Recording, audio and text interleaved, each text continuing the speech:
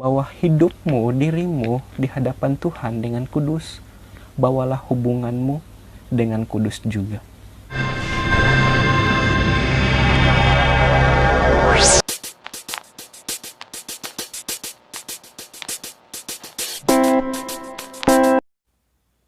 Shalom, selamat pagi teman-teman, saudara-saudaraku yang diberkati oleh Tuhan.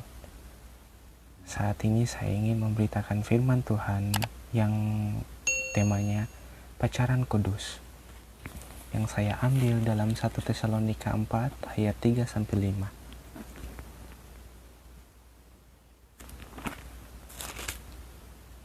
1 Tesalonika pasal 4 ayat 3-5.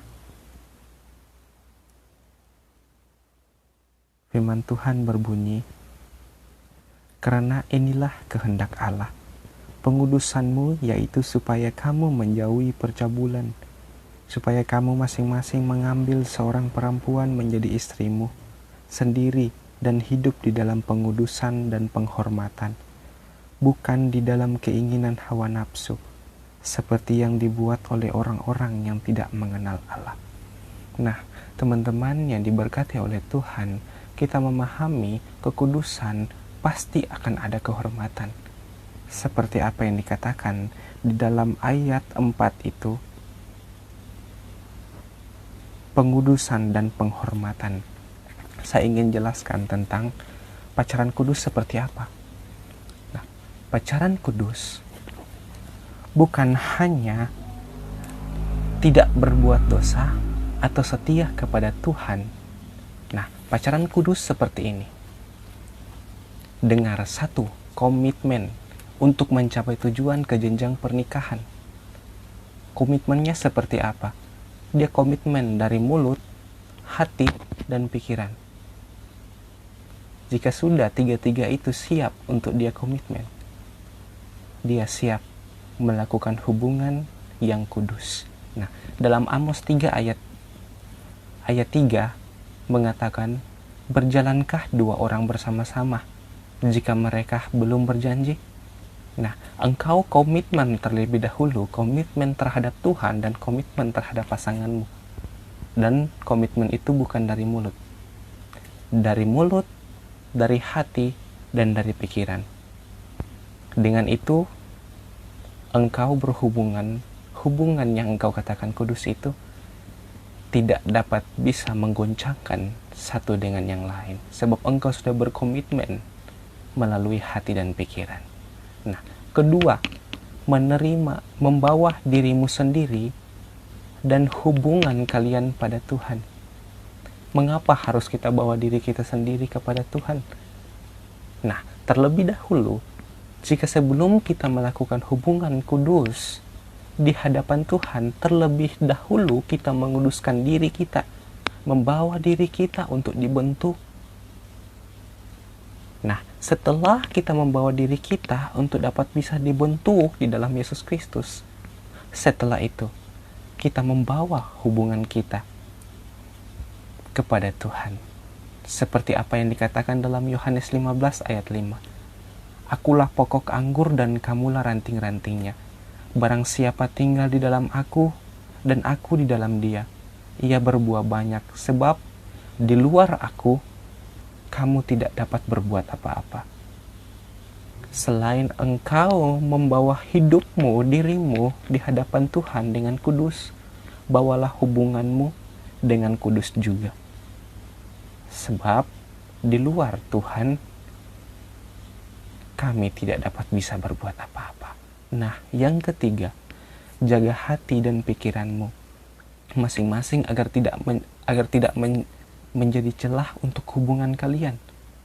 Mengapa harus menjaga hati dan pikiran kita masing-masing? Nah, banyak kita temui bahwa orang-orang di luar sana sekalipun sudah menikah, mereka bisa saja pisah karena berbeda pendapat. Mungkin ada sesuatu yang mereka inginkan, yang mereka pertahankan dalam hati pikiran mereka, sehingga membuat itu menjadi alasan untuk mereka berpisah. Nah, saya mengatakan dalam poin yang ketiga, jaga hati dan pikiranmu masing-masing. Mengapa harus dijaga? agar tidak menjadi celah untuk hubungan kalian. Nah, dalam Filipi pasal 2 ayat 4-5 mengatakan, dan janganlah tiap-tiap orang hanya memperhatikan kepentingannya sendiri, tetapi kepentingan orang lain juga. Nah, kita mengerti bahwa kita harus mementingkan diri orang lain, jangan kita mementingkan diri kita sendiri. Nah, ini maksudnya bukan hanya kita diri sendiri, tetapi sekalipun kita berpasangan membangun hubungan yang kudus, kita harus dapat memperhatikan kepentingan orang lain. Nah, ayat 5, hendaklah kamu dalam hidupmu bersama menaruh pikiran dan perasaan yang terdapat juga dalam Kristus Yesus. Dapat jawaban bahwa kita harus menjadi sepikir, sehati dalam Yesus Kristus. Apa yang saya katakan dalam poin pertama, poin kedua, komitmen membawa dirimu sendiri, hubungan kalian pada Tuhan, dan jaga hati pikiranmu. Sehingga kita menjalankan hubungan yang kudus, hubungan yang tidak dapat bisa dipisahkan. Dan ingat, pacaran kudus, pacaran sekali seumur hidup, sehingga ia dapat berkomitmen membawa hubungannya kepada Tuhan untuk menjenjang pernikahan. Dan saya percaya di dalam pernikahan yang kudus ada pacaran yang kudus. Dan setiap orang yang menjalankan pacaran yang kudus, ia menjalankan pernikahan yang kudus. Begitu juga orang yang tidak melakukan pacaran yang kudus, pernikahannya tidak akan kudus.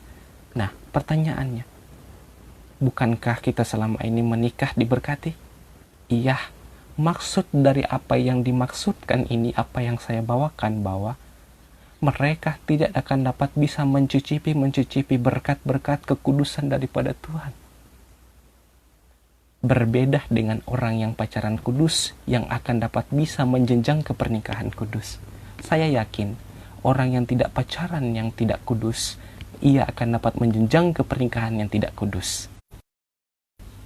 Dan saat ini saya ingin memberikan saran kepada teman-teman, jangan pernah kita memilih seseorang yang di luar daripada bahwa dia mengenal Allah. Kita dapat memilih seseorang, tetapi kita dapat kecewa seumur hidup. Biarlah firman ini bermanfaat untuk teman-teman. Terpujilah Tuhan Yesus Kristus. Amin.